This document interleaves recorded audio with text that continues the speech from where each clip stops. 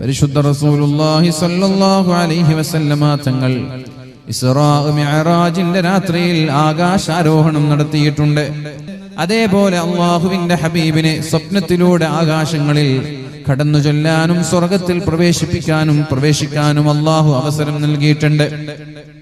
അങ്ങനെ ഒരു ദിവസം അല്ലാഹുവിന്റെ ഹബീബ് സ്വർഗ്ഗത്തിലേക്ക് പ്രവേശിച്ചപ്പോൾ സ്വർഗ്ഗത്തിൽ അല്ലാഹുവിന്റെ ഹബീബായ നബി തങ്ങൾ ഒരു കാൽ പെരുമാറ്റം കേൾക്കാനിടയായി. ഒരു ചെവിട്ടടി ശബ്ദം അല്ലാഹുവിന്റെ ഹബീബ് കേൾക്കാനിടയായി. നബി തങ്ങളെക്കാളും മുമ്പ് സ്വർഗ്ഗത്തിലെത്തിയോ എന്നാണ് നബി തങ്ങൾ ചോദിക്കുന്നത്. ആരാണ് എന്നെക്കാളും മുമ്പ് സ്വർഗ്ഗത്തിലെത്തിയത്? റസൂലുള്ളാഹി സ്വല്ലല്ലാഹു അലൈഹി വസല്ലമ തങ്ങൾക്ക് മറുപടി കിട്ടി, അത് ഇന്ന സ്വഹാബിയായ സഹോദരിയാണ്. രണ്ടാളുകളാണ് അല്ലാഹുവിന്റെ ഹബീബിനെക്കാളും മുമ്പ് സ്വർഗ്ഗത്തിലെത്തിയത്. അല്ലാഹുവിന്റെ ഹബീബ് സ്വർഗ്ഗത്തിൽ പരിശുദ്ധമായ ഖുർആൻ പാരായണം കേൾക്കാനിടയായി. മറ്റൊരു ദിവസം നബി തങ്ങൾ ഉറങ്ങുമ്പോൾ മഹദിയായ ആയിഷ ബീവി റളിയല്ലാഹു അൻഹാ റിപ്പോർട്ട് ചെയ്യുന്ന ഹദീസാണിത്. നബി തങ്ങൾ ഉറങ്ങുമ്പോൾ നബി തങ്ങളെ അല്ലാഹു സ്വപ്നത്തിലൂടെ ഇങ്ങനെ യാത്ര ചെയ്യിപ്പിക്കുന്നുണ്ട്. ആ സമയത്ത് സ്വർഗ്ഗത്തിലൂടെ സഞ്ചരിക്കുമ്പോൾ സ്വർഗ്ഗത്തിലൊരു ഖുർആൻ പാരായണം അല്ലാഹുവിന്റെ ഹബീബിന് കേൾക്കാനിടയായി. നബി തങ്ങൾ ചോദിച്ചു, ആരാണത്? മഹാനായ ജിബ്രീൽ അലൈഹിസ്സലാം പറഞ്ഞു, അത് ഹാരിസത്ത് ഇബ്നു നുഅ്മാൻ, മഹാനായ ഹാരിസത്ത് ഇബ്നു നുഅ്മാൻ എന്നവരാണ്. രണ്ടാളുകളാണ് ഇവിടെ നബി തങ്ങളെക്കാളും മുമ്പ് സ്വർഗ്ഗത്തിലെത്തിയെന്ന് സ്വപ്നത്തിലൂടെ അല്ലാഹുവിന്റെ ഹബീബിനെ കാണാനിടയായത്. രണ്ടാളുകൾക്കും പ്രത്യേകതയുണ്ട്. ഒന്ന് സ്ത്രീകളെ പ്രതിനിധീകരിക്കുന്ന ഒരാളാണ്, ഒന്ന് പുരുഷന്മാരെ പ്രതിനിധീകരിക്കുന്ന ആളാണ്. ഒന്ന് പെണ്ണാണ്, രണ്ട് ആണാണ്. രണ്ട് പ്രതീകങ്ങളാണ്. ഒന്ന് സ്ത്രീകളുടെ ഭാഗത്ത് നിന്നൊരു പ്രതിനിധി, രണ്ട് പുരുഷന്മാരുടെ ഭാഗത്ത് നിന്നുള്ളൊരു പ്രതിനിധി. അപ്പൊ ഈ സഹോദരി എങ്ങനെ സ്വർഗ്ഗത്തിലെത്തി? ഈ സ്വഹാബിയായ പുരുഷൻ എങ്ങനെ സ്വർഗ്ഗത്തിലെത്തി? നബി തങ്ങൾ ആരാണെന്ന് ചോദിച്ചപ്പോ ഉമ്മു സുലൈമാണെന്ന് പറഞ്ഞു. ഉമ്മു സുലൈം അതൊരു പെണ്ണാണ്. എന്തുകൊണ്ടാണ് ആ സഹോദരി അല്ലാഹുവിന്റെ ഹബീബിനെക്കാളും മുമ്പ് സ്വർഗ്ഗത്തിലെത്താനുള്ള കാരണം? അല്ലാഹുവിന്റെ ഹബീബായ നബി തങ്ങൾ തന്നെ അതിന് കാരണം പറയുന്നുണ്ട്. കാനത്ത് തുർലി സൗജഹാ, കാനത്ത് തുർലി സൗജഹാ. ജീവിതത്തിൽ ഒരു ഒറ്റ പ്രാവശ്യം പോലും തന്റെ ഭർത്താവിന് പ്രയാസം വരരുത് എന്ന് ചിന്തിച്ച്, തന്റെ ഭർത്താവിന് മാനസികമായ ഒരു ടെൻഷൻ പോലും ഉണ്ടാവരുത് എന്ന് ചിന്തിച്ച് ജീവിതം മുഴുവനും ഭർത്താവിനെ സന്തോഷിപ്പിച്ചു എന്ന കാരണത്താലാണ് മഹദിയായ ഉമ്മു സുലൈം എന്ന് പറയുന്ന സഹോദരിക്ക് അല്ലാഹു തആല സ്വർഗ്ഗം നൽകിയത് എന്ന് പരിശുദ്ധ റസൂലുള്ളാഹി സ്വല്ലല്ലാഹു അലൈഹി വസല്ലം. സഹോദരി പ്രതിനിധീകരിക്കുന്ന, സ്ത്രീകളെ പ്രതിനിധീകരിക്കുന്ന ഉമ്മു സുലൈം എന്നവർ സ്വർഗ്ഗത്തിലെത്താനുള്ള കാരണം ഭർത്താവിനെ തൃപ്തിപ്പെടുത്തി എന്ന കാരണത്താലാണ്. നമ്മൾക്കൊക്കെ അറിയാം ഉമ്മു സുലൈം എന്നവരുടെ ചരിത്രം. മഹാനായ അബൂ ത്വൽഹ റളിയല്ലാഹു അൻഹു വളരെ വിദൂരത്ത് നിന്ന് യാത്ര ചെയ്ത് തിരിച്ചു വരുമ്പോ മകൻ മരിച്ച വിവരം അബൂ ത്വൽഹ റളിയല്ലാഹു അൻഹുവിന് അറിയില്ല. ഉമ്മു സുലൈമിനോട് ചോദിച്ചു, മക്കൾ എന്ത് ചെയ്യുന്നു എന്ന്. ഉമ്മു സുലൈം പറഞ്ഞു, മക്കളൊക്കെ വളരെ സമാധാനത്തോടെ കിടന്നുറങ്ങുന്നുണ്ട് എന്ന്. രാത്രിയായതുകൊണ്ട് മക്കളെ അന്വേഷിക്കാനോ നോക്കാനോ പോയില്ല. വളരെ മനോഹരമായ ഭക്ഷണം, സ്വാദിഷ്ടമായ ഭക്ഷണം കഴിച്ചു. രണ്ടുപേരും കിടപ്പറ പങ്കിട്ടു. വളരെ വിദൂരത്ത് നിന്ന് മാസങ്ങൾക്ക് ശേഷം വരുന്ന ഭർത്താവാണ്. രണ്ടുപേരും കിടപ്പറ പങ്കിട്ടതിന് ശേഷമാണ് മഹദിയായ ഉമ്മു സുലൈം എന്ന് പറയുന്ന ഭാര്യ പറയുന്നത്, അല്ലാഹു നമ്മൾക്ക് തന്ന കുഞ്ഞിനെ അല്ലാഹു തിരിച്ചു കൊണ്ടുപോയിട്ടുണ്ട് എന്ന്. നോക്കണം, നമ്മൾ ഒരു കുഞ്ഞ് മരിച്ചാൽ ഒരു മാതാവിന് പിടിച്ചു നിൽക്കാൻ കഴിയുമോ? ഒരു കുഞ്ഞ് മരിച്ചാൽ ഒരു മാതാവിന് പിടിച്ചു നിൽക്കാൻ കഴിയുമോ? മക്കൾക്ക് ചെറിയൊരു തലവേദന വന്നാൽ ഗൾഫിലുള്ള ഭർത്താക്കന്മാരെ വിളിച്ച് പ്രയാസപ്പെടുത്തുന്ന ഉമ്മമാരില്ല ഇവിടെ? ചെറിയൊരു പനി വരുമ്പോ, വലിയൊരസുഖം പോലെ ഗൾഫിലുള്ള ഭർത്താക്കന്മാരോട് പറയാണ്, അവരാകെ പേടിച്ചു ബേജാറായി, പഠിച്ചോനെ എന്റെ മകൾക്ക് എന്തു പറ്റി? ഇതിവിടെ മരിച്ചു കിടക്കുന്ന ഒരു മകൻ, ആ മകൻ മരിച്ച ദിവസം പോലും നല്ല സുഭിക്ഷമായ ഭക്ഷണമുണ്ടാക്കി തലമുടി അഴിച്ചു വെച്ച് ഭ്രാന്തമായി കരഞ്ഞില്ല, പൊട്ടിക്കരഞ്ഞില്ല. കാണുന്ന ആളുകളോടൊക്കെ വേവലാതികളും പരാതികളും പങ്കുവെച്ചില്ല. വളരെ മനോഹരമായ ഭക്ഷണം കഴിച്ചു, ഭക്ഷണമുണ്ടാക്കി, കുട്ടിയെ മറമാടി ഭക്ഷണമുണ്ടാക്കി, മണിയറ ഒരുക്കി, ഭർത്താവുമായി കിടപ്പറ പങ്കിട്ടതിന് ശേഷം ഭർത്താവിനെ സുഖിപ്പിച്ചതിന് ശേഷമാണ് ഭർത്താവിനോട് പറയുന്നത്, പറയുന്നത്, നമ്മൾക്ക് അല്ലാഹു തആല കടമായി തന്ന കുഞ്ഞിനെ അല്ലാഹു തിരിച്ചു കൊണ്ടുപോയിട്ടുണ്ട്. ഇനി നിങ്ങൾ നോക്കൂ, വളരെ വിദൂരത്ത് നിന്ന് വരുന്ന ഒരു ഭർത്താവിനോട് വീട്ടിലേക്ക് കയറുമ്പോൾ തന്നെ ഭാര്യ പറയുന്നത് ഞങ്ങളുടെ കുഞ്ഞുമോനെ അല്ലാഹു കൊണ്ടുപോയിട്ടുണ്ട് എന്നാണെങ്കിൽ, ആ ഭർത്താവിന് വീട്ടിലേക്ക് കയറുമ്പോൾ തന്നെ നെഗറ്റീവായ ഒരു എനർജിയല്ലേ കിട്ടുന്നത്? ദുഃഖത്തോടെയല്ലേ കയറാൻ കഴിയുക? അന്ന് ഭക്ഷണം കഴിക്കാനുള്ള മൂടുണ്ടാകുമോ? കിടപ്പറ പങ്കിടാനുള്ള താല്പര്യമുണ്ടാകുമോ? ആ ഭർത്താവിന് മാനസികമായ പ്രയാസം കാരണം ഭക്ഷണം കഴിക്കൂല, അന്ന് കിടപ്പറ പങ്കിടൂല, സ്വാഭാവികമായി വിഷമം സഹിക്കും. അതുകൊണ്ട് ഒരു മാതാവ് തന്റെ കുഞ്ഞ് മരിച്ചിട്ട് പോലും തന്റെ വിഷമം പുറത്തറിയിക്കാതെ ഭർത്താവിനെ തൃപ്തിപ്പെടുത്തി എന്ന കാരണത്താൽ അല്ലാഹു സ്വർഗം നൽകി എന്ന് പരിശുദ്ധ റസൂലുള്ളാഹി സ്വല്ലല്ലാഹു അലൈഹി വസല്ലം. അപ്പൊ ഒരു പെണ്ണിന് സ്വർഗത്തിലേക്കുള്ള താക്കോൽ എന്ന് പറയുന്നത് അവളുടെ ഭർത്താവിന്റെ കൈകളിലാണ്. ഭർത്താവിനെ സന്തോഷിപ്പിക്കലാണ് ഒരു പെണ്ണിന് സ്വർഗം കിട്ടാനുള്ള വഴി. നബി തങ്ങൾ പറഞ്ഞു, അയ്യുമംറഅത്തിൻ മാതത് വസൗജുഹാ അൻഹാ റാൽ. അയ്യുമംറഅത്തിൻ മാതത്, ഏതെങ്കിലും ഒരു പെണ്ണ് മരിച്ചു പോകുമ്പോൾ വസൗജുഹാ അൻഹാ റാൽ, ഭർത്താവിന് ആ പെണ്ണിനെ കുറിച്ച് നല്ല അഭിപ്രായമാണെങ്കിൽ ദഖലത്തിൽ ജന്ന, ആ പെണ്ണ് സ്വർഗ്ഗത്തിലായിരിക്കുമെന്ന് മുഹമ്മദുർ റസൂലുള്ളാഹ്. ഭർത്താവ് ഭാര്യ മരിച്ചു പോകുമ്പോൾ ഭർത്താവിന് ഭാര്യയെ കുറിച്ച് നല്ല അഭിപ്രായമാണെങ്കിൽ ആ പെണ്ണ് സ്വർഗത്തിലാണ്. ഇനി വരൂ, മഹാനായ ഹാരിസത്ത് ഇബ്നു നുഅ്മാൻ റളിയല്ലാഹു അൻഹുവിന്റെ വിഷയത്തിലേക്ക്. അല്ലാഹുവിന്റെ ഹബീബായ നബി തങ്ങൾ പറയുന്നുണ്ട്, ഞാൻ ഉറങ്ങുമ്പോൾ അല്ലാഹു എനിക്ക് സ്വപ്നം കാണിച്ചു തരികയുണ്ടായി. എന്താണ് സ്വപ്നത്തിലൂടെ ഞാൻ കണ്ടത്? ഒരു ഖുർആൻ പാരായണം ചെയ്യുന്ന ശബ്ദമാണ് ഞാൻ കേൾക്കാനിടയായത്. ഞാൻ ചോദിച്ചു, ഇത് ആരുടെ ശബ്ദമാണ്? എന്നോട് പറഞ്ഞു, ഇത് ഹാരിസത്ത് ഇബ്നു നുഅ്മാൻ എന്നവരുടെ ശബ്ദമാണ്.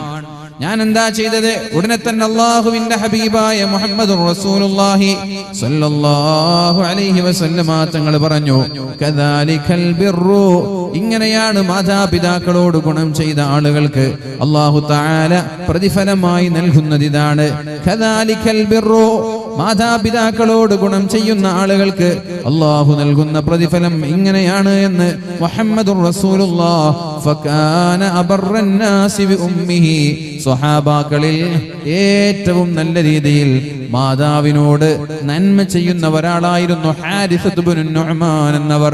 അപ്പോൾ ഒരു പുരുഷൻ അല്ലാഹു തആല സ്വർഗ്ഗം നൽകണമെങ്കിൽ പ്രിയപ്പെട്ടവരെ നമ്മൾ ചെയ്യേണ്ടത്, നമ്മുടെ താക്കോൽ നമ്മുടെ മാതാപിതാക്കളുടെ കൈകളിലാണ്.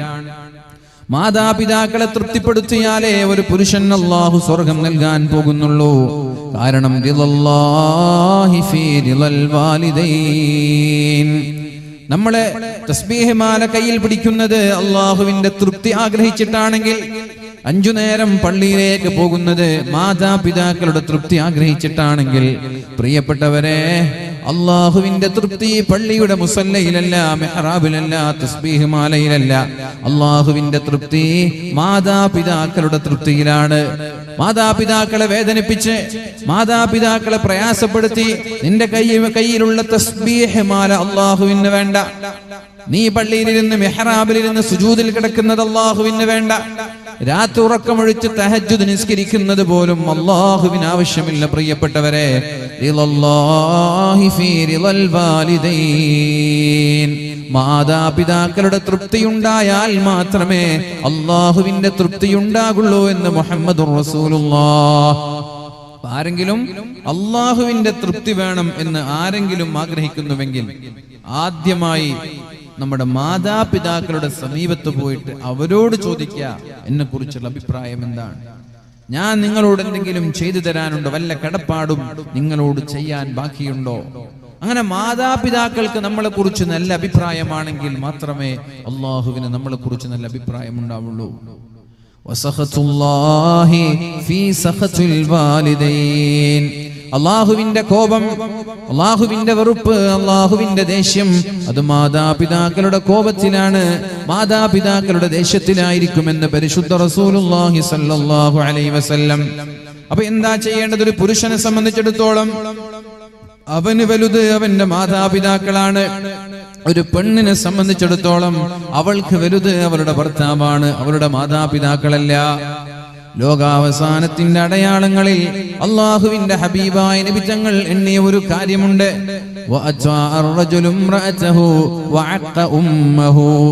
ആരാണ് സ്വന്തം ഭാര്യയുടെ തലയണ മന്ത്രം കേൾക്കുന്ന ആളുകൾ?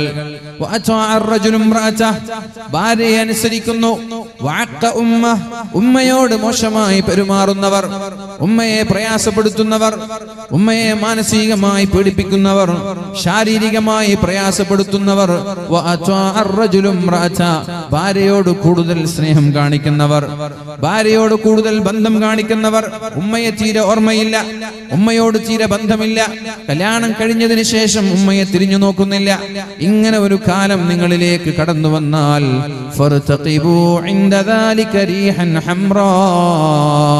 ശക്തമായ തീക്കാറ്റുകളെ നിങ്ങൾ പ്രതീക്ഷിക്കണമെന്ന് പരിശുദ്ധ റസൂലുള്ളാഹ്. ഭൂകമ്പങ്ങളെ പ്രതീക്ഷിക്കണേ.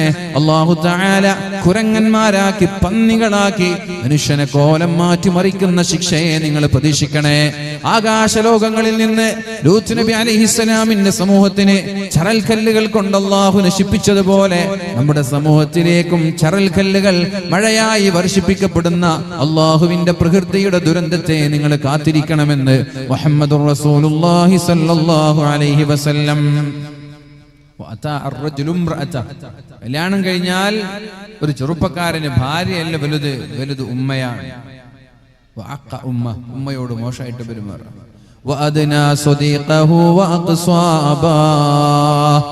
ചങ്ങാതിമാരെ അടുപ്പിക്കുകയും ഉപ്പമാരെ അകറ്റുകയും ചെയ്യുന്നൊരു കാലം നിങ്ങളിലേക്ക് കടന്നു വന്നാൽ, ചങ്ങാതിമാരെ അടുപ്പിക്കുക, ഉപ്പമാരെ അകറ്റുകയും ചെയ്യുന്നൊരു കാലം നിങ്ങളിലേക്ക് കടന്നു വന്നാൽ, ഉപ്പ പറഞ്ഞു ഒന്ന് ഹോസ്പിറ്റലിൽ പോയി വരാമെന്ന്. അപ്പോഴേക്കും മകന് പറയുന്നു, ഉപ്പ എനിക്ക് സമയമില്ല, എനിക്ക് പഠിക്കാനുണ്ട്, എനിക്ക് ജോലിയുടെ തിരക്കുണ്ട് എന്ന്. എന്നാൽ അതേ സമയം ഒരു ചങ്ങാതി വിളിക്കുകയാണ്, ഒന്ന് ടൗണിൽ പോയി വരാമെന്ന്. അപ്പോഴേക്കും അവൻ റെഡിയാണ്, അപ്പോഴേക്കും അവന് തയ്യാറാണ്, ഹോട്ടലിൽ പോകാൻ തയ്യാറാണവൻ. ഒന്ന് ഭക്ഷണം കഴിക്കാൻ വേണ്ടി ഹോട്ടലിൽ പോകാം, ഒന്ന് ജ്യൂസ് കുടിക്കാൻ വേണ്ടി ഏതെങ്കിലും കുൾബാറിൽ പോകാം എന്ന് പറയുമ്പോ അപ്പോഴേക്കും അവന് തയ്യാറാണ്. അതേസമയം അവന്റെ പിതാവ് വിളിച്ചിരുന്നു, ഒന്ന് അങ്ങാടിയിൽ പോയി വരാം, ഒന്ന് മത്സ്യം വാങ്ങാൻ, കറന്റ് ബില്ല് കെട്ടാൻ, ഹോസ്പിറ്റലിൽ പോകാൻ, മരുന്ന് വാങ്ങാൻ, അങ്ങനെ ചെറിയ ആവശ്യങ്ങൾക്ക് വേണ്ടി പിതാവ് വിളിച്ചപ്പോ തിരക്കുണ്ട് എന്ന് പറഞ്ഞവനാണ് ഒരു സുഹൃത്ത് വിളിക്കുമ്പോൾ ഓടിപ്പോകുന്നത്. ഇതാണ്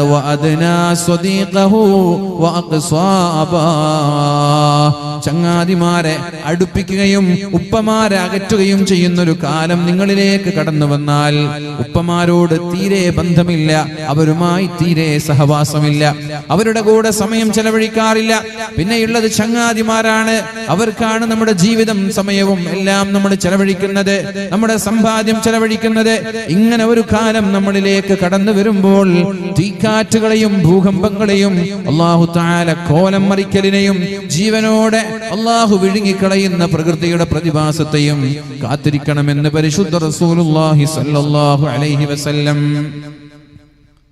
ഇതിൽ നിന്ന് മനസ്സിലാക്കേണ്ടത്, കല്യാണം കഴിയലോടുകൂടി നമ്മുടെ മാതാവിനെ, നമ്മുടെ പിതാവിനെ നമ്മൾ മാറ്റി നിർത്താൻ പാടില്ല. പുരുഷന്മാരുടെ പ്രത്യേകമായ ശ്രദ്ധയ്ക്കിത്.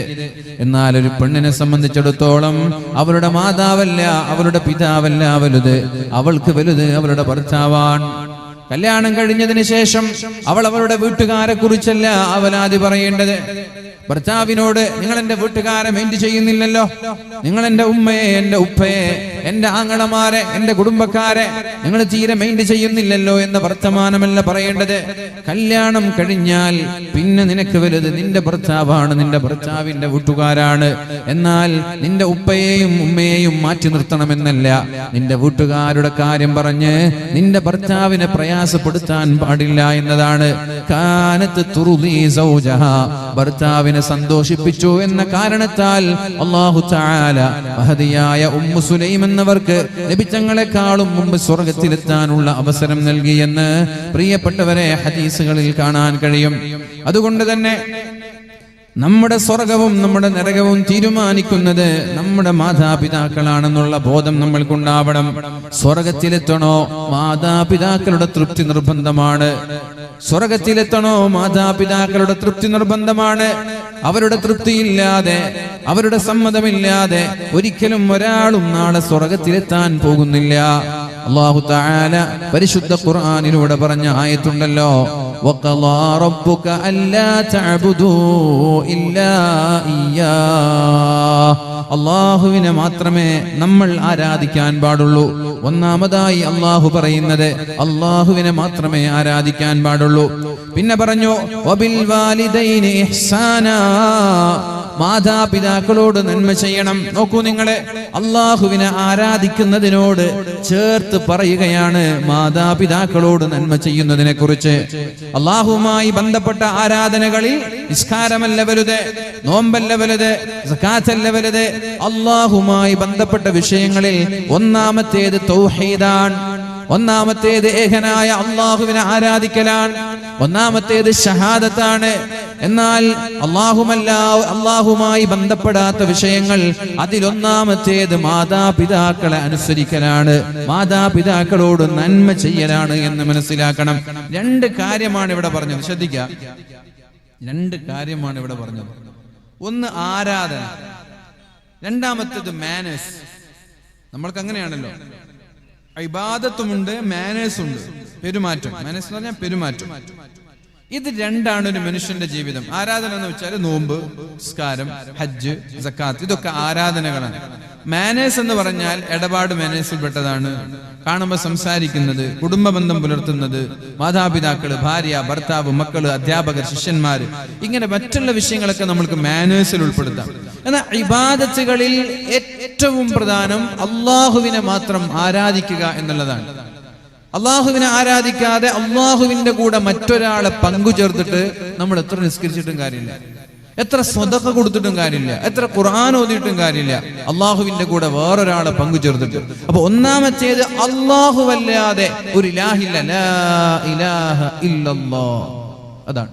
ഇനി നോക്ക്, നമ്മുടെ മുആമലാത്തുകൾ, നമ്മുടെ ഇടപാടുകൾ, നമ്മുടെ സ്വഭാവം, നമ്മുടെ പെരുമാറ്റം, ഇതുമായി ബന്ധപ്പെട്ടതിൽ ഏറ്റവും പ്രധാനപ്പെട്ട പ്രവർത്തനം മാതാപിതാക്കൾക്ക് നന്മ ചെയ്യുക എന്നുള്ളതാണ്. ഇത് രണ്ടാണ് ഇവിടെ പറഞ്ഞത്. അള്ളാഹുവിന്റെ ആരാധനയോട് ചേർത്ത് വെച്ചിരിക്കുകയാണ്. ശിർക്ക് ചെയ്യാതിരിക്കൽ എത്രത്തോളം അള്ളാഹുമായി ബന്ധപ്പെട്ട് കിടക്കുന്നുണ്ടോ, ശിർക്ക് ചെയ്യൽ എത്രത്തോളം അപകടമാണോ, അതേപോലെ അപകടമാണ് മാതാപിതാക്കളോട് മോശമായി പെരുമാറുന്നത്. ശ്രദ്ധിക്കണേ പ്രിയപ്പെട്ടവരെ, ശ്രദ്ധിക്കണേ. ശിർക്ക് ചെയ്യൽ, അള്ളാഹുവിന്റെ കൂടെ മറ്റൊരാളെ പങ്കുചേർക്കൽ എത്രത്തോളം അപകടമാണോ അതിനേക്കാളും അപകടമാണ് മാതാപിതാക്കളോട് മോശമായി പെരുമാറുന്നത്. അള്ളാഹു ഒരു പക്ഷേ ശിർക്ക് ചെയ്ത ആളുകൾക്ക് അള്ളാഹു മാപ്പ് നൽകിയേക്കാം.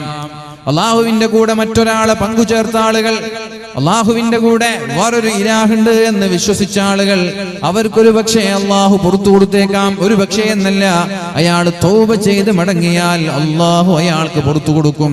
എന്നാൽ മാതാപിതാക്കളോട് മോശമായി പെരുമാറിയ ആളുകൾക്ക് ഖിയാമത്ത് നാൾ വരെ ദുആ ചെയ്താലും അള്ളാഹു പുറത്തു കൊടുക്കാൻ പോകുന്നില്ല. ഏതുവരെ? മാതാപിതാക്കൾ അവരെ കുറിച്ച് നല്ലത് പറഞ്ഞാലല്ലാതെ, മാതാപിതാക്കൾ അവർക്ക് മാപ്പ് നൽകിയാലല്ലാതെ, മാതാപിതാക്കൾ അവർക്ക് പുറത്തു കൊടുത്താലല്ലാതെ അള്ളാഹു ഒരിക്കലും അവന് പുറത്തു കൊടുക്കാൻ പോകുന്നില്ല. ഉമർ റളിയല്ലാഹു അൻഹു ശിർക്ക് ചെയ്ത ആളല്ലേ, വഹ്ശി ശിർക്ക് ചെയ്ത ആളല്ലേ. അബൂബക്കർ സിദ്ദീഖ് തങ്ങളും അലി തങ്ങളും അള്ളാഹുവിന്റെ ഹബീബുമല്ലാത്ത 1,00,000 ചില്ലാനം സ്വഹാബാക്കളിൽ 1,00,000 സ്വഹാബാക്കൾ മുമ്പ് ശിർക്ക് ചെയ്തവരാണ്. അവർക്കൊക്കെ അള്ളാഹു പുറത്തു കൊടുത്തില്ലേ? അവർക്കൊക്കെ അള്ളാഹു മാപ്പ് നൽകിയില്ലേ? ഇനി അവർ ഇസ്ലാം കടന്നു വരുന്നതിന് മുമ്പാണ് ശിർക്ക് ചെയ്തത്, ശരി തന്നെ. എന്നാൽ മുസ്ലിമായതിനു ശേഷം ശിർക്ക് ചെയ്ത സ്വഹാബാക്കളുണ്ട്. മുസ്ലിമായതിന്റെ ശേഷം ഇസ്ലാമിൽ നിന്ന് മുർത്തദായി പോയ സ്വഹാബാക്കളുണ്ട്. അള്ളാഹുവിന്റെ ഹബീബിന് വഹി എഴുതിയിരുന്ന ഒരു സ്വഹാബി അള്ളാഹുവിന്റെ ഹബീബിൽ നിന്ന് തോന്നിവാസം പറഞ്ഞ് റസൂലുള്ളാഹി തങ്ങളിൽ നിന്ന് പിരിഞ്ഞു പോയിട്ടുണ്ട്. അല്ലാഹു തആല ഖുർആനിൽ ഒരു ആയത്ത് ഇറക്കിയപ്പോ ഫതബാറകല്ലാഹു അഹ്സനുൽ ഖാലിഖീൻ, മനുഷ്യന്റെ സൃഷ്ടിപ്പിനെ കുറിച്ച് അല്ലാഹു പറയുന്ന ഒരു ആയത്തുണ്ട് സൂറത്തുൽ മുഅ്മിനൂനിൽ. ആ ആയത്ത് ഇങ്ങനെ പറഞ്ഞപ്പോ ആ മനുഷ്യൻ, ആ സ്വഹാബി പറഞ്ഞു ഫതബാറകല്ലാഹു അഹ്സനുൽ ഖാലിഖീൻ, അല്ലാഹുവിന്റെ സൃഷ്ടിപ്പ് എത്ര മനോഹരമാണ്. നോക്കൂ നിങ്ങൾ, അള്ളാഹു ഇന്ദ്രിയത്തുള്ളിയിൽ നിന്ന് ഒരു രക്തകഷ്ണമാക്കി, രക്തക്കട്ടയിൽ നിന്ന് ഒരു മാംസകഷ്ണമാക്കി, മാംസകഷ്ണത്തെ പിന്നെ ആ മാംസകഷ്ണത്തിന് അള്ളാഹു എല്ലുകൾക്ക് അള്ളാഹു മാംസങ്ങൾ കൊണ്ട് ആവരണം ചെയ്തു. അങ്ങനെ അള്ളാഹു മനുഷ്യന്റെ ഭ്രൂണത്തിലുള്ള പ്രവർത്തനത്തെ ഓരോന്നിങ്ങനെ വർണ്ണിച്ചുകൊണ്ട് ഇങ്ങനെ ആയത്തിറക്കിയപ്പോ സ്വാഭാവികമായിട്ട് ആരും പറയും അള്ളാഹുവിന്റെ സൃഷ്ടിപ്പ് ഭയങ്കര സംഭവം തന്നെ. ഇത് അറബിയിൽ ഇങ്ങനെ അള്ളാഹു ഇറക്കി കൊടുക്കാൻ. അള്ളാഹു തആല ഇന്ദ്രിയത്തുള്ളിയെ രക്തക്കട്ടയാക്കി മാറ്റിയെന്ന്.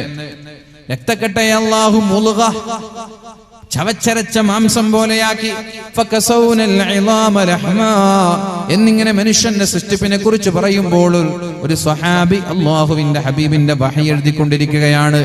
അദ്ദേഹം പറഞ്ഞു ഫതബാറകല്ലാഹു അഹ്സനുൽ ഖാലിഖീൻ, അള്ളാഹുവിന്റെ സൃഷ്ടിപ്പ് എത്ര മനോഹരമാണ് എന്ന്. അപ്പൊ നബി തങ്ങൾ ആ സ്വഹാബിയോട് പറഞ്ഞു ഉക്തുബ്, നീ പറഞ്ഞതുപോലെ എഴുത്. ഹാകദാ ഉൻസില, അള്ളാഹു ഇതേ വാക്കാണ് എനിക്ക് മറക്കി തന്നത്.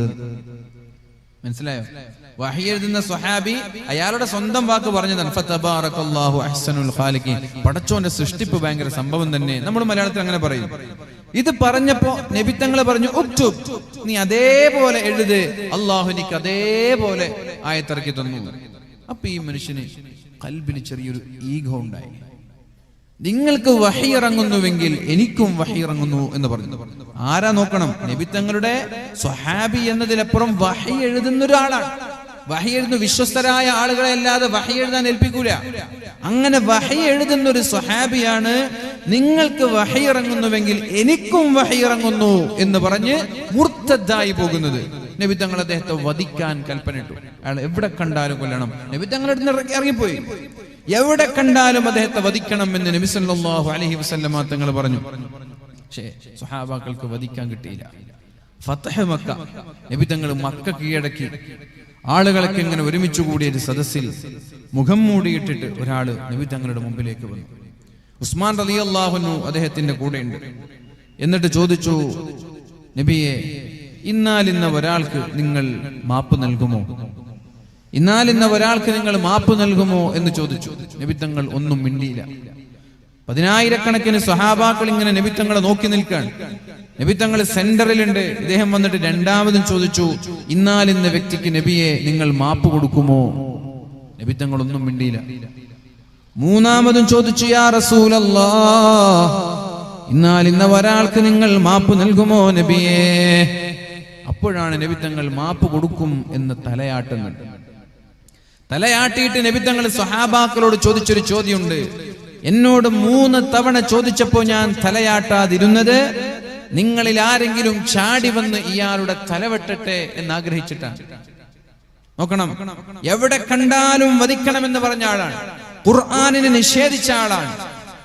ഞാൻ 3 തവണ മാപ്പ് ചോദിച്ചപ്പോഴും മാപ്പ് കൊടുക്കാതെ മിണ്ടാതിരുന്നത് നിങ്ങളിൽ ആരെങ്കിലും ചാടി എണീറ്റ് ഇദ്ദേഹത്തെ തലവെട്ടട്ടെ എന്ന് ഞാൻ ആഗ്രഹിച്ചിട്ടാണ്. അപ്പോഴാണ് മഹാന്മാരായ സ്വഹാബാക്കൾ ചോദിച്ചത്, യാ റസൂലല്ലാഹ്, അങ്ങനെ നിങ്ങൾ ആഗ്രഹിച്ചിരുന്നുവെങ്കിൽ കണ്ണുകൊണ്ട് ആംഗ്യം കാണിക്കാമായിരുന്നില്ലേ? കണ്ണിങ്ങനെ ഒന്ന് പാസ്സാക്കിയിരുന്നെങ്കിൽ അപ്പൊ ഞങ്ങൾ ചാടി വീഴൂലേ? അപ്പോഴാണ് അല്ലാഹുവിന്റെ ഹബീബായ നബി തങ്ങൾ പറയുന്നത്, വമാ കാന ലിറസൂലിൻ അൻ യകൂന ലഹു ഖായിനത്തുൽ അയുൻ, ഒരു പ്രവാചകന്മാരും കണ്ണുകൊണ്ട് ആംഗ്യം കാണിക്കാൻ പാടില്ല, കണ്ണിലൂടെ ചതിപ്രയോഗം കാണിക്കാൻ പാടില്ല. അത് വഞ്ചനയാണത്. 2-3 ആളുകൾ ഉണ്ടാകുമ്പോ കണ്ണുകൊണ്ട് സംസാരിക്കുന്നത്, നമ്മൾ 2-3 ആളുകൾ സംസാരിക്കുമ്പോ ഒരാൾ അങ്ങോട്ടും ഇങ്ങോട്ടും കണ്ണിൽ ഇങ്ങനെ പാസ്സാക്കുക, അത് തെറ്റാണ്, വഞ്ചനയാണ്, അത് ചതിയാണ്, പാടില്ല.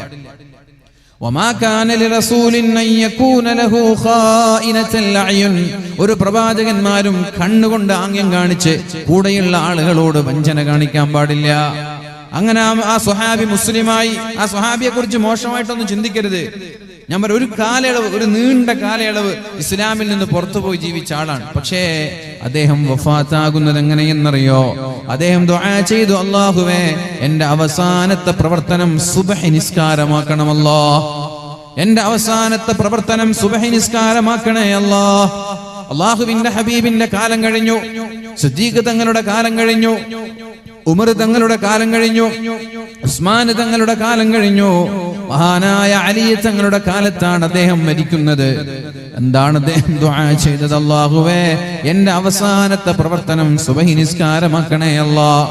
അങ്ങനെ ഒരു ദിവസം സുബഹിക്ക് ഒരു റക്അത്ത് നിസ്കാരം കഴിഞ്ഞു, 2 റക്അത്ത് നിസ്കാരം കഴിഞ്ഞു, അത്തഹിയ്യാത്ത് കഴിഞ്ഞു, ഒന്നാമത്തെ സലാം വീട്ടി. രണ്ടാമത്തെ സലാമിന് മുമ്പ് ആ അത്തഹിയ്യാത്തിൽ വെച്ച് മരിച്ചുപോയ ആളാണ് ഈ സ്വഹാബി. അപ്പൊ ഞാൻ പറയുന്നത്, അള്ളാഹുവിനോട് ശിർക്ക് ചെയ്താൽ വരെ അള്ളാഹു മാപ്പ് നൽകുമെന്നാണ്. തൗബ ചെയ്ത് അള്ളാഹുവിലേക്ക് മടങ്ങാൻ തയ്യാറായാൽ. എന്നാൽ മാതാപിതാക്കളോട് മോശമായി പെരുമാറുന്ന ഒരാൾക്ക് അള്ളാഹു മാപ്പ് നൽകുമെന്ന് വിചാരിക്കരുത്. ഏതുവരെ? മാതാവിന്റെ പൊരുത്തമില്ലാതെ, പിതാവിന്റെ പൊരുത്തമില്ലാതെ ഒരിക്കലും അള്ളാഹു നമ്മൾക്ക് മാപ്പ് നൽകാൻ തയ്യാറല്ല. അതുകൊണ്ട് പ്രിയപ്പെട്ട സഹോദരിമാരെ, ചെറുപ്പക്കാരികളെ, ഒരാളുടെയും കണ്ണീര് കുടിക്കരുത്. നമ്മുടെ മാതാപിതാക്കളുടെ കണ്ണീര് കുടിക്കരുത്. നമ്മൾ കാരണത്താൽ നമ്മുടെ മാതാവിന്റെ പിതാവിന്റെ ഒരു തുള്ളി കണ്ണുനീര് ഭൂമിയിലേക്ക് ഇറ്റു വീണാൽ ആ കണ്ണുനീർ തുള്ളി മതി ഈ ലോകം മുഴുവനും കത്തിച്ചാമ്പലാവാനുള്ള ശാപം നമ്മൾ അനുഭവിക്കാൻ. മാതാപിതാക്കൾക്ക് വിഷമമുള്ള കാര്യം ചെയ്ത് അവര് പറയുന്നത് കേൾക്കാതെ, അവര് പറയുന്നത് അനുസരിക്കാതെ, അവരോട് ധിക്കാര മനോഭാവത്തോടെ പെരുമാറുന്ന ചെറുപ്പക്കാരെ, അവരോടൊരു കണ്ണുനീർ തുള്ളി മതി നമ്മുടെ ഭാവി ജീവിതം വഴിയിൽ മുടങ്ങാൻ വേണ്ടി, നമ്മുടെ പുരോഗതികൾ തടസ്സമായി നിൽക്കാൻ വേണ്ടി. അവരുടെ പ്രാർത്ഥനകൾ, അവരുടെ സഹായമില്ലാതെ ഒരാൾക്കും മുന്നോട്ട് പോവാൻ കഴിയില്ല. അതുകൊണ്ട് നമ്മുടെ മാതാപിതാക്കളാണ് നമ്മുടെ സ്വർഗവും നമ്മുടെ നരകവും എന്ന് മനസ്സിലാക്കണം. അല്ലാഹു തആല അവരെ ആദരിക്കാനും അവരോട് മാന്യമായി പെരുമാറാനും അല്ലാഹു നമ്മൾക്ക് തൗഫീഖ് നൽകി അനുഗ്രഹിക്കട്ടെ.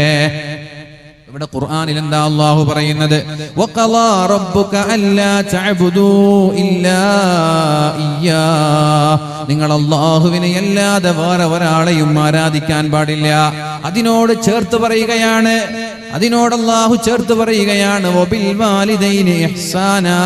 മാതാപിതാക്കളോട് നന്മ ചെയ്യണമെന്നാ പറയുന്നത്.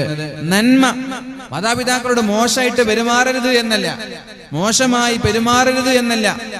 വബിൽ വാലിദൈനി ഇഹ്സാനാ, മാതാപിതാക്കളോട് നിങ്ങൾ നന്മ ചെയ്യണം, അവരെ വിഷമിപ്പിക്കരുത് എന്നല്ല. എന്നിട്ട് അല്ലാഹു പറയുന്നു, ഇമ്മാ യബ്ലുഗന്ന ഇൻദകൽ കിബറ അഹദുഹുമാ ഔ കിലാഹുമാ. നിങ്ങളിൽ ആർക്കെങ്കിലും ഒരാൾക്ക് 60 വയസ്സിന്റെ മുകളിലുള്ള ഉമ്മയെയോ ഉപ്പയെയോ ലഭിക്കുകയാണെങ്കിൽ, വയസ്സെന്ന് പറഞ്ഞാൽ എപ്പോഴാ തുടങ്ങാം? ഒരാളെ വയസ്സൻ എന്നെപ്പോഴാ വിളിക്കുക? താടിമുടി നിരച്ചത് കൊണ്ട് വയസ്സെന്ന് വിളിക്കാൻ പറ്റൂല. അങ്ങനെയൊക്കെ എന്നൊക്കെ വയസ്സെന്ന് വിളിക്കേണ്ട സമയമായി. താടിമുടി ഒന്നും നിരക്കാൻ ബാക്കിയില്ലേ? താടിമുടി നിരക്കലല്ല വയസ്സന്റെ അടയാളം. വയസ്സൻ എന്ന് പറയുന്നത് 60 വയസ്സ് കഴിഞ്ഞ ആളുകളെയാണ്. 60 കഴിഞ്ഞ പിന്നെ വയസ്സനാണ്. അയാളുടെ താടിമുടി കറുത്തിട്ടാണെങ്കിലും അയാൾ വയസ്സൻ തന്നെയാണ്, അല്ലെ? അയാളുടെ താടിമുടി കറുത്താലും അയാൾ വയസ്സൻ തന്നെയാണ്. ഇനി ആർട്ടിഫിഷ്യലി കറുത്താലും നാച്ചുറലി കറുത്താലും അത് വയസ്സൻ തന്നെയാണ്. 60 കഴിഞ്ഞ പിന്നെ വയസ്സനായി എന്നുള്ളൊരു ബോധം നമ്മൾക്ക് ഉണ്ടാവണം. നമ്മളിങ്ങനെ കണ്ണാടൊക്കെ നോക്കും, മാഷാ അല്ലാ, അല്ല മമ്മൂട്ടിനെ പോലെ ഉണ്ടല്ലോ നമുക്ക് തോന്നും. എന്നാലും 60 കഴിഞ്ഞാൽ ഞാൻ വയസ്സനാണ് എന്ന് നമ്മൾ മനസ്സിലാക്കിക്കൊള്ളണം. ഇനി മമ്മൂട്ടി ആണെങ്കിലും 60 കഴിഞ്ഞാൽ മൂപ്പരും വയസ്സൻ തന്നെ. കാണുമ്പോ എത്ര മുഞ്ചുണ്ടെങ്കിലും വയസ്സൻ തന്നെ. അപ്പൊ ഇവിടെ ഇമ്മാ യബ്ലുഗന്ന ഇൻദകൽ കിബറ അഹദുഹുമാ ഔ കിലാഹുമാ. 60 വയസ്സ് കഴിഞ്ഞ ഉമ്മയെയോ 60 വയസ്സ് കഴിഞ്ഞ ഉപ്പയെയോ നിങ്ങൾക്ക് ആർക്കെങ്കിലും കിട്ടിയാൽ ഫലാ തഖുൽ ലഹുമാ ഉഫ്. അവരോട് നിങ്ങൾ ഛേ എന്ന പദം പറയരുത്. അവരുടെ മുഖം നോക്കി ഛേ എന്ന് പറയരുത് എന്നല്ല ഈ ആയത്തിന്റെ അർത്ഥം. ഉമ്മയും ഉപ്പയും ഉണ്ടാകുമ്പോ ഛേ അങ്ങനെ പറയരുതെന്നല്ല. അവരൊരു കാര്യം പറഞ്ഞാൽ മുഖം തിരിച്ച് കളയാൻ പാടില്ല. ഉമ്മ പറഞ്ഞു മകളോട് TV ഓഫ് ആക്കിയിട്ട് വാടി എന്ന് പറഞ്ഞു. എടി TV ഓഫ് ആക്കിയിട്ട് വേഗം വാ എന്ന് പറയുമ്പോ മുഖം ചോദിച്ചു, ഒരു പണ്ടരം പിടിച്ചു. ഉമ്മനെ മുമ്പിൽ നല്ലൊരു പണ്ടരം പിടിച്ചു. TV നോക്കാനും വിടൂല. അതാണ് ചേ എന്ന് പറയുന്നത്. ഉമ്മാന്റെ മുഖം നോക്കിയിട്ട് ചേന്ന് പറയണമെന്നില്ല. നിങ്ങൾ റൂമിൽ ഇരുന്നിട്ട് ചേന്ന് പറഞ്ഞാലും മതി. 24 മണിക്കൂർ മൊബൈൽ തന്നെയല്ലേ. അപ്പൊ ദേഷ്യം വന്നിട്ട് നിങ്ങളൊക്കെ എപ്പോ നോക്കിയാൽ നിങ്ങൾ കലമ്പൽ തന്നെ, നിങ്ങൾക്ക് ഒരു മാന്യായിട്ടൊരു വർത്താനം പറഞ്ഞുകൂടെ എന്ന് വെച്ച് മൊബൈലൊക്കെ വലിച്ചെറിയും ചില പെണ്ണുങ്ങൾ. കുട്ടികൾ വീടടിച്ചു വാരാൻ വിളിച്ചു, പാചകം ചെയ്യാൻ വിളിച്ചു, എന്തെങ്കിലും വെറുതെ കിടന്നുറങ്ങുമ്പോ എപ്പോ നോക്കിയാലും ഉറക്കന്നല്ലേ. ഇങ്ങെന്താണ് എപ്പോഴും ഇങ്ങനെ കുറ്റം പറയുന്നത് എന്ന് പോലും പറയാൻ പാടില്ല. ഈ ചേ എന്താ ഈ ചേ എന്ന് പറഞ്ഞാൽ? ഉമ്മാന്റെ മുഖത്ത് നോക്കി ചേ എന്ന് പറഞ്ഞാലേ തെറ്റുള്ളൂ, ബാക്കിയൊക്കെ പറയാനാണോ? അല്ല. ഈ ചേ എന്നതുകൊണ്ട് ഉദ്ദേശം ഒന്ന് മുഖം ചൊളിക്കാൻ പോലും പാടില്ല. അവര് പറഞ്ഞ് നിങ്ങൾക്ക് ഇഷ്ടപ്പെട്ടില്ലെങ്കിലും നിങ്ങളുടെ മനസ്സിൽ അവരോടൊരു വെറുപ്പ് തോന്നാൻ പാടില്ല എന്നാണ് ഇതിന്റെ അർത്ഥം. അല്ലാഹു പറയുന്നുണ്ട്, ഇമ്മാ യബ്ലുഗന്ന ഇൻദകൽ കിബറ അഹദുഹുമാ ഔ കിലാഹുമാ. ഒന്നുകിൽ ഉമ്മയോ ഉപ്പയോ അല്ലെങ്കിൽ രണ്ടുപേരും വാർദ്ധക്യകാലത്ത് പരിപാലിക്കാനും നന്മ ചെയ്യാനും അവരെ ശുശ്രൂഷിക്കാനും നിങ്ങൾക്ക് അവസരം ലഭിച്ചാൽ ഫലാ തഖുൽ ലഹുമാ ഉഫിൻ, അവരോട് നിങ്ങൾക്ക് ഒരു പുച്ഛമായ മനോഭാവം ഉണ്ടാവരുത്. അവരൊരു പക്ഷേ ബെഡിൽ മൂത്രമൊഴിച്ചേക്കാം, അവരൊരു പക്ഷേ നല്ല വസ്ത്രം ധരിക്കാതെ നിങ്ങളുടെ ഗസ്റ്റിന്റെ മുന്നിലേക്ക് കടന്നു വന്നേക്കാം, ഒരുപക്ഷെ നിങ്ങളുടെ വീടൊക്കെ വൃത്തികേടാക്കിയവർ നടന്നേക്കാം. എന്നാലും നിങ്ങളുടെ കൽബിൽ അവരോട് ഒരു വെറുപ്പിന്റെ ഒരു അംശം പോലും ഉണ്ടാവാൻ പാടില്ല എന്നാണ് പരിശുദ്ധ ഖുർആനിലൂടെ അല്ലാഹു പറയുന്നത്. വലാ തൻഹറുഹുമാ, അവരോട് നിങ്ങൾ ഒച്ച വെച്ച് സംസാരിക്കരുത്, അവരെ നിങ്ങൾ വെറുപ്പിക്കരുത്, അവർക്ക് മാനസികമായി പ്രയാസം ഉണ്ടാകുന്ന ഒരു കാര്യം പോലും ചെയ്യാൻ പാടില്ല. ശ്രദ്ധിക്കണം പ്രിയപ്പെട്ടവരെ, മഹാനായ അബ്ദുല്ലാഹി ഇബ്നു അബ്ബാസ് റളിയല്ലാഹു അൻഹു പറയുന്നുണ്ട്, ഈ ആയത്തിന്റെ വിശദീകരണത്തിൽ തഫ്സീറിലാ പറയുന്നത്, വബിൽ വാലിദൈനി ഇഹ്സാനാ, മാതാപിതാക്കളോട് നന്മ ചെയ്യണമെന്നുള്ള ആയത്തിന്റെ കീഴിൽ മഹാനായ അബ്ദുല്ലാഹി ഇബ്നു അബ്ബാസ് തങ്ങൾ പറയുന്ന ഒരു സംഭവമുണ്ട്. ലാ തൻഫദ് സൗബക അമാമഹുമാ ഫയുസീബഹൽ ഗുബാറു. നിങ്ങളെ ബെഡ്ഷീറ്റ് ഇങ്ങനെ മടക്കുമ്പോൾ, നിങ്ങളുടെ ബെഡ്റൂം ക്ലീൻ ചെയ്യുമ്പോൾ അവിടെയുള്ള ബ്ലാങ്കറ്റ് പോലും നിങ്ങളുടെ ഉമ്മയോ ഉപ്പയോ തൊട്ടടുത്തുണ്ടെങ്കിൽ ആ ബ്ലാങ്കറ്റ് പോലും കുടയാൻ പാടില്ല. നിങ്ങളുടെ ചുരിദാറ്, നിങ്ങളുടെ കുപ്പായം, നിങ്ങളുടെ തോർത്തുമുണ്ട് നിങ്ങളുടെ മാതാപിതാക്കൾ അടുത്തുണ്ടെങ്കിൽ അവരുടെ മുമ്പിൽ വെച്ച് വസ്ത്രം കുടയാൻ പോലും പാടില്ല. ആരാ പറയുന്നത്? ഹിബ്റുൽ ഉമ്മ, ഈ ഉമ്മത്തിന്റെ ഏറ്റവും വലിയ പണ്ഡിതനാണ് അബ്ദുല്ലാഹി ഇബ്നു അബ്ബാസ് തങ്ങള്. ഏറ്റവും വലിയ മുഫസ്സിറാണ്, ഏറ്റവും വലിയ വ്യാഖ്യാതാവാണ് മഹാനായ അബ്ദുല്ലാഹി ഇബ്നു അബ്ബാസ് റളിയല്ലാഹു അൻഹു. ആ അബ്ബാസ് തങ്ങളാണ് പറയുന്നത്, വഖളാ റബ്ബുക ബിൽ വാലിദൈനി ഇഹ്സാനാ, നിങ്ങൾ നിങ്ങളുടെ മാതാപിതാക്കളോട് നന്മ ചെയ്യണമെന്നുള്ള ആയത്തിന്റെ താഴെ പറയുകയാണ്, നിങ്ങളുടെ വസ്ത്രം പോലും അവരുടെ മുന്നിൽ വെച്ച് കുടയാൻ പാടില്ല, ബ്ലാങ്കറ്റ് കുടയാൻ പാടില്ല, പാത്രം കുടയാൻ പാടില്ല. പാത്രമൊക്കെ കഴുകി വൃത്തിയാക്കി, ചട്ടിയൊക്കെ കഴുകി വൃത്തിയാക്കിയിട്ട് അതിലുണ്ടാകുന്ന വെള്ളമൊക്കെ തെറിച്ചു വീഴാൻ വേണ്ടി നിങ്ങളുടെ മാതാവോ പിതാവോ തൊട്ടടുത്തുണ്ടെങ്കിൽ അത് കുടയാൻ പാടില്ല. കാരണം ആ വസ്ത്രത്തിലുള്ള പൊടി പടലങ്ങൾ പോലും ഉമ്മയുടെ ശരീരത്തിലേക്ക് ഏൽക്കാൻ പാടില്ല. അത്രത്തോളം ഗൗരവത്തോടെ, അത്രത്തോളം സൂക്ഷ്മതയോടെയാണ് മാതാപിതാക്കളെ കൈകാര്യം ചെയ്യേണ്ടത് എന്ന് ഞാനല്ല പറയുന്നത്, മഹാനായ അബ്ദുല്ലാഹി ഇബ്നു അബ്ബാസ് റളിയല്ലാഹു അൻഹു ആണ് പറയുന്നത്. പ്രിയപ്പെട്ടവരെ, ഈ ഒരു രീതിയിൽ നമ്മുടെ മാതാപിതാക്കളെ നമ്മൾ ശ്രദ്ധിക്കുന്നുണ്ടോ എന്ന് നമ്മൾ നോക്കണം. ഈ ഒരു രീതിയിലാണോ മാതാപിതാക്കളെ നമ്മൾ ശ്രദ്ധിക്കുന്നത്? ഈ ഒരു രീതിയിലാണോ നമ്മൾ നമ്മുടെ മാതാപിതാക്കളോട് പെരുമാറുന്നത്? പിന്നെ പറഞ്ഞു, വഖുൽ ലഹുമാ ഖൗലൻ കരീമാ, മാതാപിതാക്കളോട് നല്ല വാക്കേ പറയാൻ പാടുള്ളൂ, മോശമായ വർത്തമാനങ്ങൾ പറയാൻ പാടില്ല, വെറുപ്പിന്റെ വാക്കുകൾ പറയാൻ പാടില്ല, ദേഷ്യം പിടിച്ച് വർത്തമാനം പറയാൻ പാടില്ല, ദേഷ്യത്തോടവരോട് ഒരു വാക്ക് പോലും നിങ്ങൾ പറയാൻ പാടില്ല.